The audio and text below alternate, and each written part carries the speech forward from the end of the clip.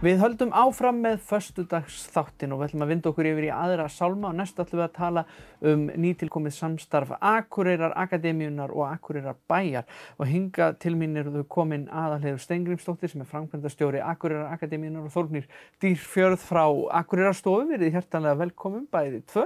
Takk fyrir. Ef við byrjum bara á því hvað svona felst í þessu samstarfi og kannski eilítið bara hvað Akureyrar Akademían fyrir þá sem ekki þekkja til.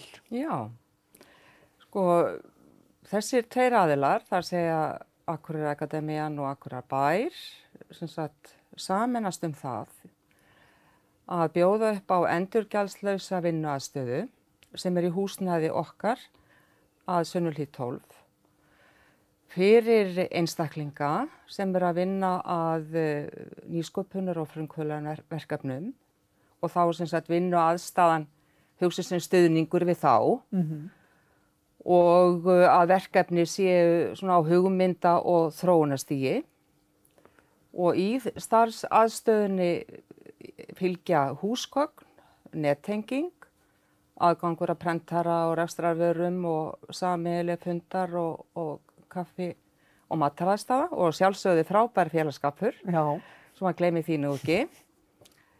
Og svo lítið þá Akureyrar Akademíuna. Okkar hlutverk svona í meginatriðum tvíþætt. Í fyrsta lagi að bjóða fólki sem í háskólanámi og þeim sem sinna fræði og ritstörfum upp á vinnuaðstöðu til að sinna hugðarefnum sínum með því að starfrækja þá þverfaglegt fræða- og menningarsetur hér í bænum og hins vegar að tengja saman fræði og samfélag með miðlun og samstarfi við almenning, fyrirtæki, stofnanir og opinbera aðila.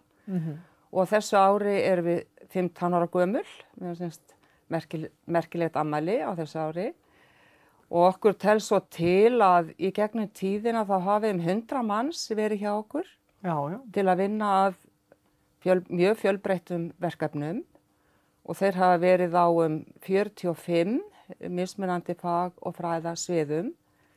Meira en helmingur fólk sem hefur verið í námi við innlenda og erlenda háskóla og hinn hluti hópsins eru sjálfstætt starfandi fræðimenn, þýðendur, rithöfundar, listamenn, háskólakennarar og svo framvegis. Þetta mikil flóra. Þannig að þetta mjög lifandi og fjölbreytt samfélag sem í Akureyrar Akademíunni. Já, heldur betur og nú bærinn sem sagt að stíga inn í þetta fjölbreytta og dýrmæta starf. Já, það á sér reyndar alveg sögu sko og ég held að ég getur sagt að svona nánast allan tíman hefur Akureyrar bær svona gengið við hliðina á Akademíunni með mismunandi stuðningi dálítið langa tíma góðum húsnæðisstuðningi.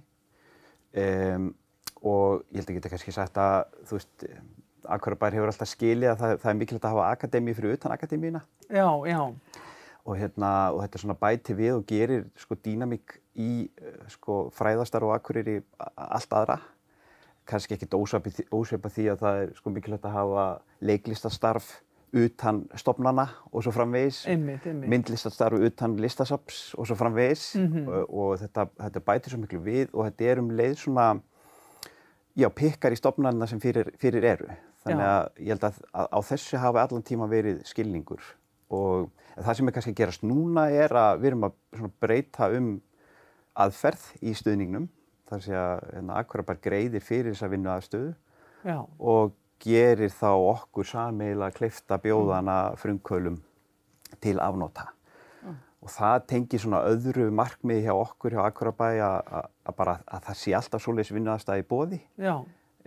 Við vorum þar til fyrir skemmstu að reka svona býsna öfluga verksmiðju eins og hún hét og hættum því síðan, þannig að þetta svona hlutur til að koma í staðinn fyrir það.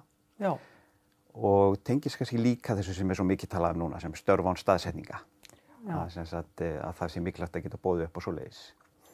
Einmitt, að gera fólki kleift að eins og segir, starfa bara nánast hvar sem við það sem þeirra hugðarefni eða það sem því langar til þess að vera að gera.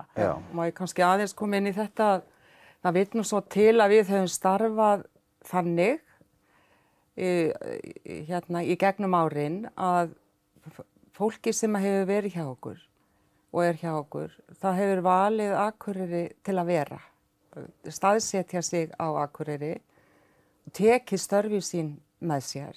Já. Vegna þess að þau hægt að sinna óháð staðsetningu og þá þetta alls konar náttúrulega verkefni sem fólk að vinna að, innlend og erlend samstarfsverkefni, rannsóknir, kennsla við innlenda og erlenda háskóla. Þannig að við erum akkurat svona aðsetur sem að svo mikið talað að þurfa að vera fyrir hendi. Já. Gæti ekki passa betur saman, sko. Já. Nei, einmitt. Og þetta svona hreyfanlega hagkerfi. Já. Og einmitt svo aðalegu nefnir að þetta snýst líka fjármagn. Af því að oft eru þessi aðilar mjög hafa mikla reynslu í að sækja sér rannsóknarfé, bæði innanlands og erlendis og veri í slíku samstarfi. Og þetta passa mjög vel við þessa hugmyndafræði að þú þurfur ekki alltaf starfið, heldur starfið geti elt þig. Já. Og svona undir þessu slagorði sem við notum síðasta vetur, sko, fólk færi störf. Já. Og okkur langar til að gera sem mest úr því. Og þetta svona hluti af því. Og einmitt náttúrulega sóknarfæri á þeim vettvangi núna þegar fólk í svona, út af heimsfaraldri og ýmsu öðru búið að fatta betur möguleikana á þessu sviði. Já, það svona, þetta mjög stór uppgötvun í heiminum. Já, einmitt. Og ekki síst á Íslandi.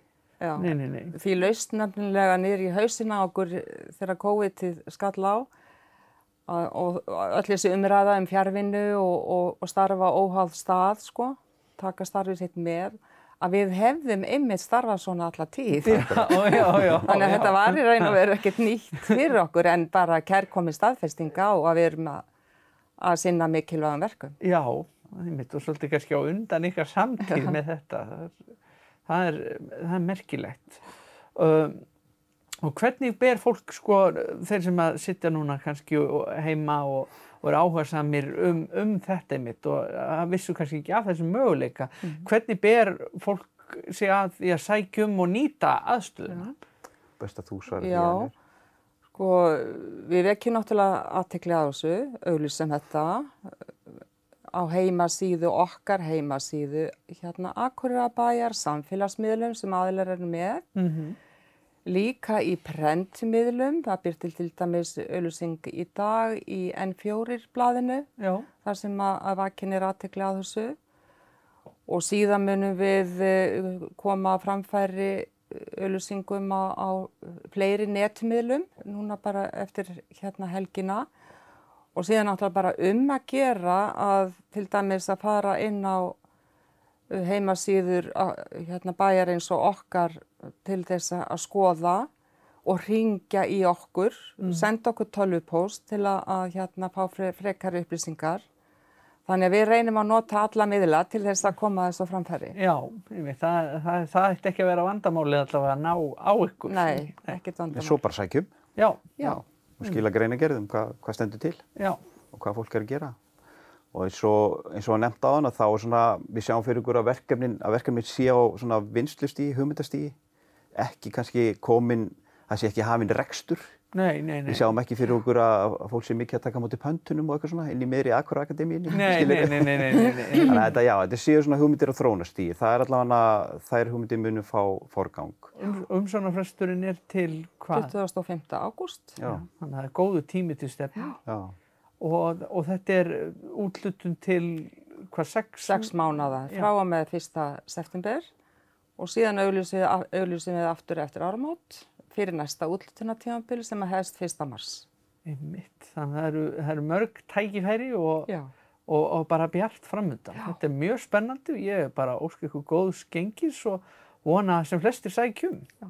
Bara takk fyrir að koma í þáttinn og segja mér og okkur frá þessu. Takk fyrir. Takk kærlega.